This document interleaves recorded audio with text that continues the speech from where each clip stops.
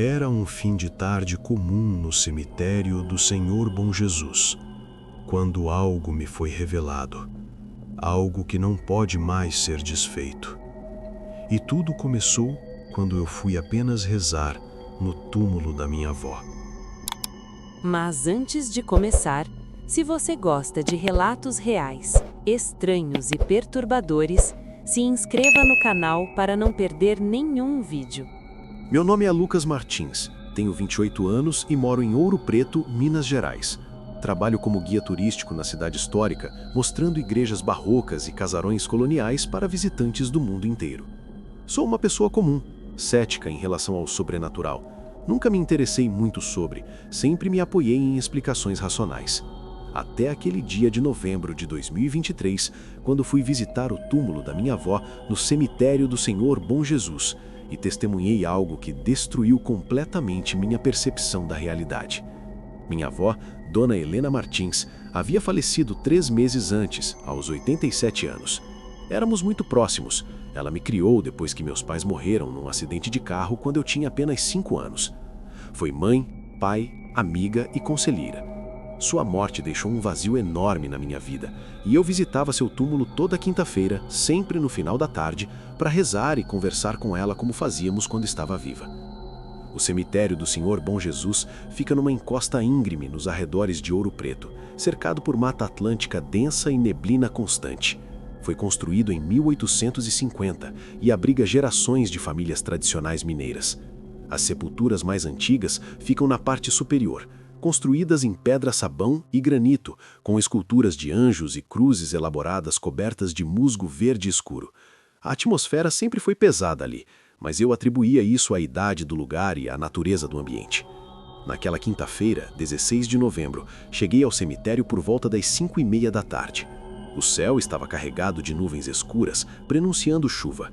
Havia apenas mais 2 pessoas no local, uma senhora idosa depositando flores num túmulo próximo à entrada e um homem vestido de preto que caminhava lentamente entre as lápides mais distantes. Não dei muita atenção a eles. Segui pela alameda principal até o túmulo da minha avó, localizado na quadra 8, numa área intermediária do cemitério. Levava um terço nas mãos e um buquê de crisântemos amarelos, suas flores favoritas. Quando me aproximei, notei algo estranho. Havia pegadas frescas de terra ao redor da sepultura, como se alguém tivesse caminhado ali recentemente, mas o túmulo estava intacto, limpo, exatamente como eu o deixara na semana anterior. Ajoelhei-me sobre a pedra fria e comecei a rezar. Enquanto rezava, senti uma mudança no ar.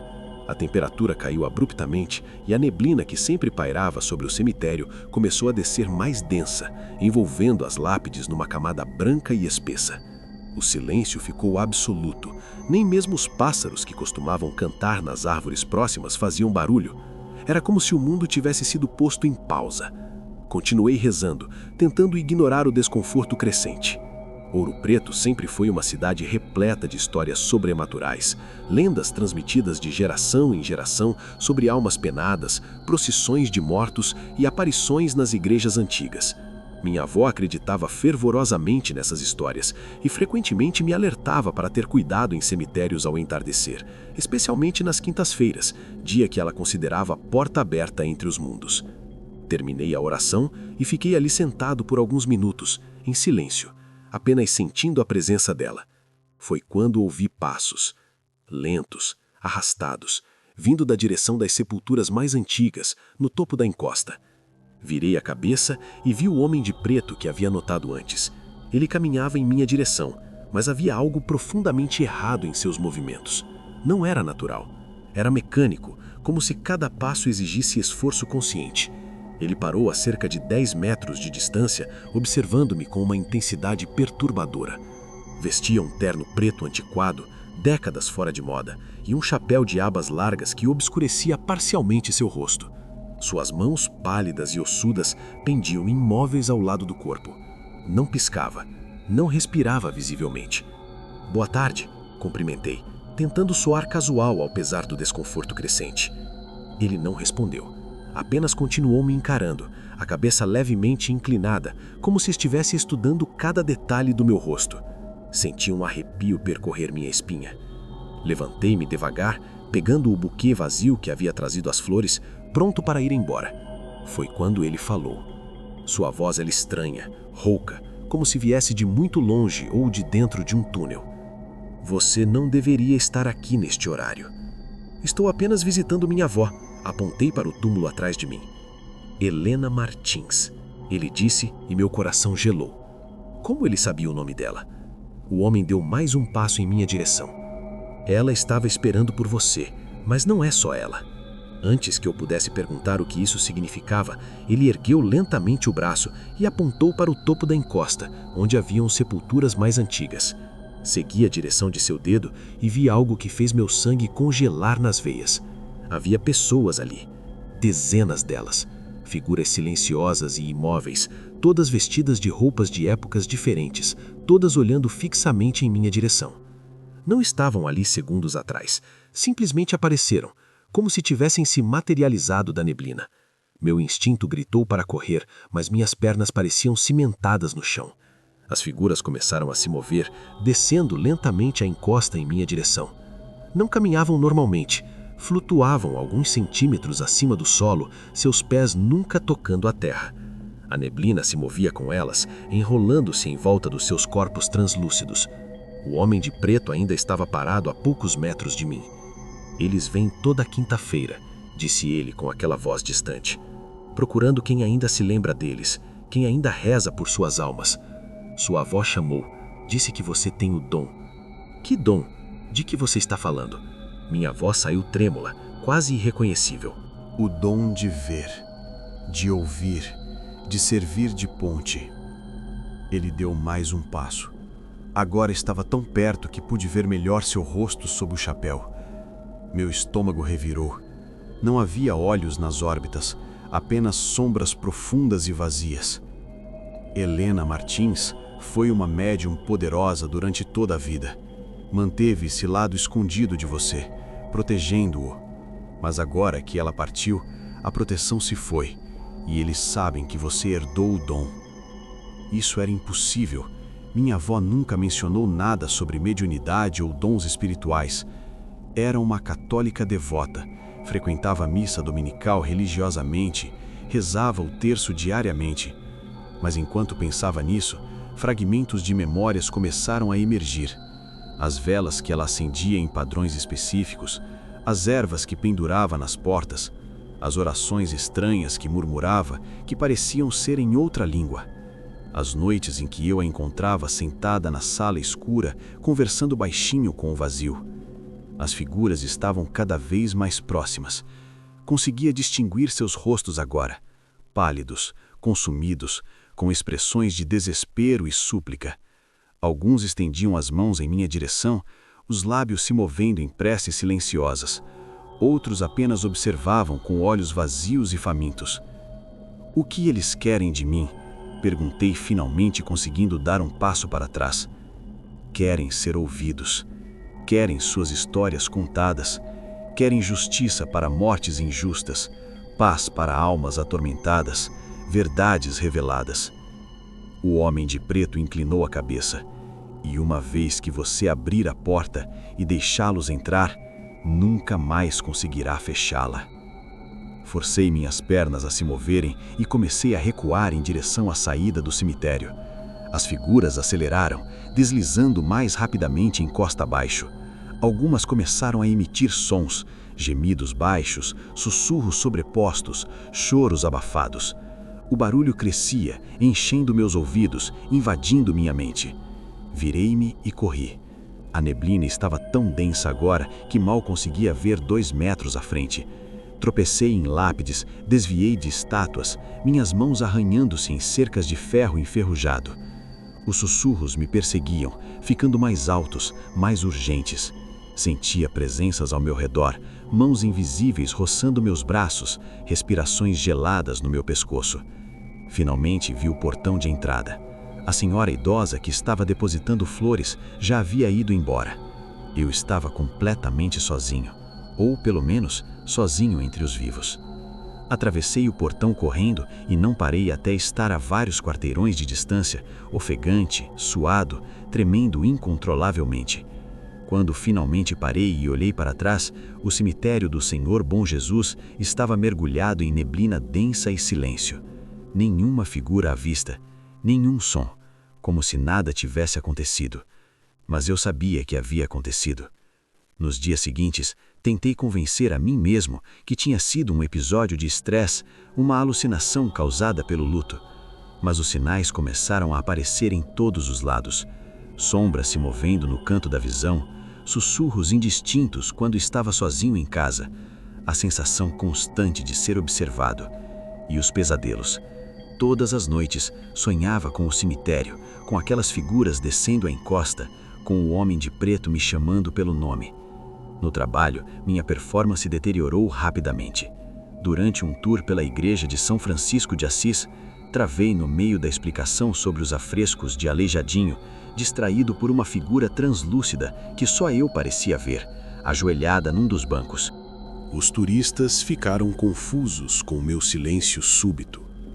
Meu chefe, Sr. Augusto, me chamou depois e perguntou se eu estava bem, se precisava de alguns dias de folga.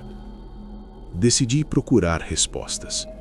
Fui até a casa da minha avó, que ainda estava sendo organizada antes de ser vendida.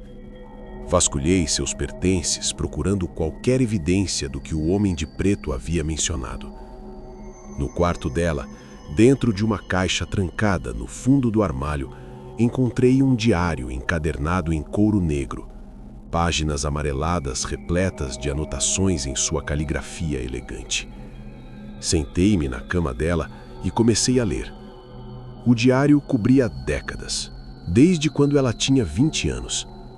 As primeiras entradas descreviam experiências semelhantes às que eu estava tendo. Ver pessoas que outros não viam, ouvir vozes, sentir presenças. Ela escrevia sobre o medo inicial, a confusão, a sensação de estar enlouquecendo. Mas depois encontrou um mentor, um padre chamado Padre Miguel, que a ajudou a entender e controlar o dom. O dom vem com responsabilidade, ela escreveu numa entrada de 1965. Os mortos nos procuram porque não têm mais voz. Cabe a nós, os que podem ouvi-los, servir de ponte entre mundos. Mas essa ponte cobra seu preço. Quanto mais você abre, mais difícil fica fechar. É preciso equilíbrio, proteção, limites rígidos. Continuei lendo, cada página revelando mais sobre a vida secreta da minha avó. Ela havia ajudado dezenas de espíritos ao longo dos anos, resolvendo mistérios não solucionados, transmitindo mensagens finais para familiares, dando paz a almas atormentadas. Mas também escrevia sobre os perigos, entidades malévolas que se disfarçavam de espíritos necessitados, energias que drenavam sua força vital. Momentos em que quase perdeu o controle e foi sugada completamente para o outro lado. A última entrada do diário era de 2 semanas antes de sua morte. Minha mão tremeu ao ler. Lucas tem o dom, mais forte que o meu. Tentei protegê-lo durante toda a vida, mas sei que quando eu partir, a proteção cairá. Padre Miguel já se foi. Não há mais ninguém para guiá-lo. Que Deus o proteja. Fechei o diário com as mãos tremendo. Ela sabia, sempre soube, e morreu sem me falar, sem me avisar, deixando-me vulnerável e exposto a forças que eu não entendia e não sabia lidar. Naquela noite, acordei às 3 da manhã com a sensação de que alguém estava no quarto comigo. Acendi a luz e gritei quando vi. Minha avó estava sentada na cadeira ao lado da janela, exatamente como costumava fazer quando estava viva, tricotando calmamente.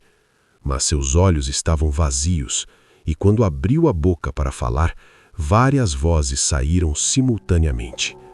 Você precisa voltar ao cemitério, Lucas. Quinta-feira. Eles estão esperando. Se não for, eles virão até você. E então ela desapareceu, deixando apenas o cheiro de lavanda que sempre usava. A quinta-feira chegou rápido demais. Passei os dias anteriores em estado de pânico constante, oscilando entre ser racional o que havia visto e aceitar que algo inexplicável estava acontecendo comigo. Consultei um psicólogo, marquei exames neurológicos, procurei explicações médicas, mas no fundo sabia que não era doença mental. Era algo que a ciência não conseguiria explicar. Li e reli as anotações do diário da minha avó. Levei o terço antigo que encontrei entre seus pertences, uma pequena garrafa com água que benzia eu mesmo na igreja do Carmo, e as orações escritas à mão que ela guardava. Não acreditava completamente que isso faria diferença, mas era tudo que tinha. Cheguei ao cemitério do Senhor Bom Jesus às 5:30 da tarde. O dia estava claro, sem neblina desta vez, o que me deu certa coragem. Haviam mais visitantes que na semana anterior, 3 ou 4 pessoas espalhadas entre as sepulturas. Isso me reconfortou. Nada de muito estranho poderia acontecer com outras pessoas por perto. Caminhei até o túmulo da minha avó. As mesmas pegadas de terra ainda marcavam o chão ao redor. Ajoelhei-me, respirei fundo e comecei a rezar em voz baixa. Mantive os olhos abertos desta vez, observando o entorno, preparado para qualquer coisa. 5 minutos se passaram. Nada aconteceu. 10 minutos. O cemitério permaneceu normal, comum, com visitantes indo e vindo. Comecei a me sentir ridículo. Talvez realmente fosse minha mente pregando peças, afinal de contas. Então os outros visitantes começaram a ir embora, um a um, até que fiquei sozinho. O zelador passou próximo, verificando o horário, e gritou que o cemitério fecharia em 15 minutos. Acenei confirmando que havia ouvido. Foi quando notei o homem de preto novamente. Estava parado na mesma posição da semana anterior, observando-me da distância. Desta vez mantive a calma e levantei-me, caminhando deliberadamente em sua direção. Se isso era alucinação, eu enfrentaria. Se era real, precisava de respostas. Quando cheguei mais perto, percebi detalhes que não havia notado antes no pânico da semana anterior. O terno dele não era tão antigo quanto pensara, apenas fora de moda. Havia poeira nos ombros, e seu rosto, embora pálido e magro, tinha olhos normais, humanos, cansados. "Quem é você?" perguntei, parando a poucos metros dele. "Alguém que conheceu sua avó", respondeu, e sua voz, embora ainda soasse estranha, parecia mais humana agora. "Alguém que a ajudou durante anos e que agora precisa da sua ajuda." "Você não é um espírito." "Não, sou tão vivo quanto você." Ele tirou o chapéu, revelando cabelos grisalhos penteados para trás. Devia ter uns 60 e poucos anos. "Meu nome é Gabriel Santos. Fui colega de trabalho da sua avó, por assim dizer." "Colega de trabalho?" repeti, confuso. "Helena não era apenas médium, Lucas. Ela escolheu usar seu dom para o bem, ajudando a resolver casos antigos, crimes esquecidos, injustiças históricas, usando métodos não convencionais." Ele gesticulou para o cemitério ao redor. "Eu a ajudava com a pesquisa documental, os arquivos históricos, e agora preciso que você continue o trabalho dela." "Por que eu?" "Porque você tem o que ela tinha, a capacidade de sentir coisas que outros não sentem, de perceber padrões que outros ignoram. Não é magia, Lucas, é sensibilidade espiritual. Sua avó usava isso para conectar pontos que levavam à verdade." Aproximou-se e tirando o envelope amarelado do bolso interno do casaco. "Existe um caso que ela estava investigando quando morreu. Uma criança que desapareceu em 1923, aqui em Ouro Preto. Nunca foi encontrada. Sua avó descobriu evidências de que foi assassinada por membros da própria família, mas morreu antes de conseguir provar. A família ainda vive aqui, respeitada, poderosa, e a verdade continua enterrada junto com aquela criança." Peguei o envelope com mãos trêmulas. Dentro havia fotografias antigas, recortes de jornal amarelados e algumas anotações manuscritas. "E o que você espera que eu faça?" perguntei. "Que pense sobre isso, que leia o material, que decida se quer continuar." Gabriel colocou o chapéu de volta. "Não vou forçar você a nada, mas sua avó acreditava que você tinha o mesmo dom que ela, e talvez seja a hora de descobrir se ela estava certa." Ele virou-se e começou a caminhar em direção à saída do cemitério. Fiquei parado ali, segurando o envelope, sem saber o que fazer. Voltei para casa naquela noite com mais perguntas do que respostas. Coloquei o envelope sobre a mesa da cozinha e fiquei olhando para ele por horas, sem coragem de abrir completamente. Passei a noite inteira acordado, o envelope sobre a mesa me encarando como um desafio silencioso. Por volta das 3 da manhã, finalmente cedi e abri completamente. Dentro havia uma fotografia desbotada de uma menina de aproximadamente 8 anos, cabelos escuros presos em tranças, sorriso tímido. No verso, escrito com a caligrafia inconfundível da minha avó, Ana Luísa Carvalho, desaparecida em 15 de março de 1923, nunca encontrada. Havia também recortes de jornal da época, todos relatando o desaparecimento. Menina de família tradicional desaparece sem deixar rastros, dizia a manchete do jornal de Ouro Preto. Os artigos descreviam buscas extensivas, teorias sobre sequestro, especulações sobre acidente na mata, mas depois de algumas semanas, as notícias simplesmente cessaram, como se a cidade tivesse decidido coletivamente esquecer. As anotações da minha avó eram meticulosas. Ela havia entrevistado descendentes da família Carvalho, consultado registros de cartório, investigado transações de propriedades suspeitas logo após o desaparecimento. Suas conclusões apontavam para algo perturbador. Ana Luísa havia sido morta pelo próprio tio, que queria herdar a propriedade que pertenceria a ela. O corpo nunca foi encontrado porque foi enterrado em algum lugar da fazenda da família, que ainda existe nos arredores de Ouro Preto. Nos dias seguintes, não consegui me concentrar em nada. Durante os tours turísticos, minha mente vagava para Ana Luísa. Quem era ela além daquela fotografia? Que sonhos tinha?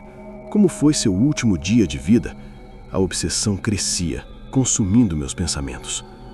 Minha namorada, Mariana, percebeu a mudança imediatamente. Estávamos juntos há 3 anos e ela conhecia bem meus padrões de comportamento.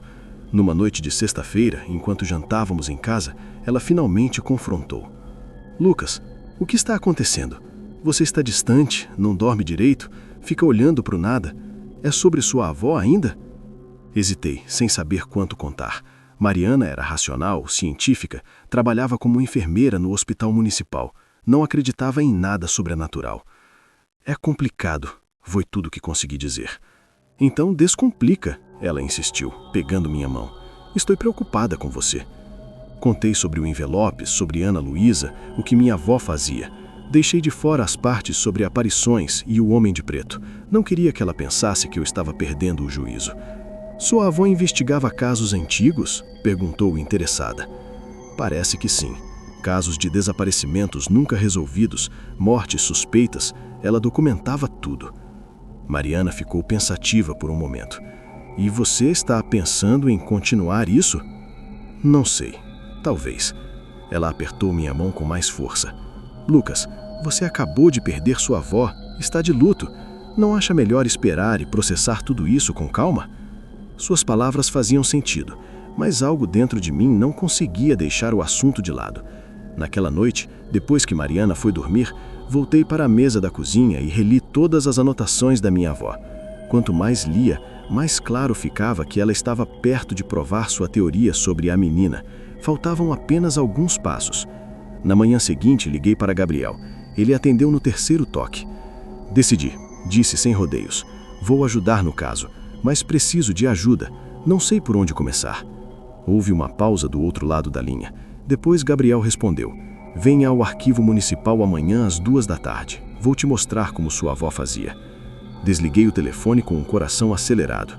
Não sabia se estava tomando a decisão certa, mas pela primeira vez desde a morte da minha avó, sentia que estava fazendo algo com propósito. Apesar de tudo isso, ainda parecer uma grande loucura para mim. Gabriel me ensinou tudo metodicamente.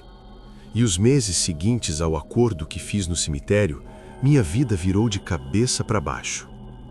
Passávamos horas no arquivo municipal de Ouro Preto, mergulhados em documentos empoeirados, cruzando informações que revelavam padrões suspeitos. Foi assim que descobri como minha avó realmente trabalhava. Não era só sensibilidade espiritual, era pesquisa meticulosa e paciência infinita. Ana Luísa Carvalho apareceu para mim e me guiou até a verdade. Me disse onde encontrar a confissão escrita do próprio assassino, seu tio, Antônio Carvalho. A confissão estava escondida no porão da antiga fazenda. Quando encontrei aquela caixa de metal enferrujada exatamente onde ela disse que estaria, entendi que tudo era real. A confissão descrevia em detalhes como ele a envenenou por ganância para ficar com a propriedade da família. Fotografei tudo e levei para Gabriel. Minha avó havia passado 15 anos procurando por aquilo. Procurei um advogado e ele me alertou. A família Carvalho era poderosa, influente. Se eu expusesse aquilo publicamente, enfrentaria uma batalha brutal. Decidi dar a eles a chance de reconhecer o crime voluntariamente. Marquei um encontro com Dona Cecília, a bisneta de Antônio. Ela confessou que a família sempre soube. Histórias passadas em segredo de geração em geração. Ela concordou em me ajudar, mesmo sabendo que os outros membros da família viriam atrás de mim. A reunião no Ministério Público foi tensa. De um lado, eu, Gabriel, Dona Cecília e meu advogado. Do outro, membros da família Carvalho com seus advogados caros, negando tudo, me acusando de invasão de propriedade. Foi quando Dona Cecília bateu a mão na mesa e contou toda a verdade que sua avó havia lhe revelado no leito de morte. Ela deu depoimento oficial e autorizou a exumação. 2 semanas depois, numa manhã chuvosa, abriram o túmulo sem identificação. Eu estava lá quando retiraram os restos mortais de Ana Luísa. Foi nesse momento que a vi pela última vez. Ela estava ali, observando seu próprio corpo sendo finalmente tratado com dignidade. Mariana, que no início era cética, passou a me apoiar completamente. As aparições não pararam. Ainda vejo figuras, ainda ouço sussurros, mas aprendi a não ter medo. São apenas almas buscando serem ouvidas, serem lembradas, terem suas histórias contadas. Se gostou, eu realmente agradeceria se deixasse o like e se inscrevesse para receber mais relatos como este. Isso é tudo por hoje, mas nos vemos em breve, no próximo vídeo.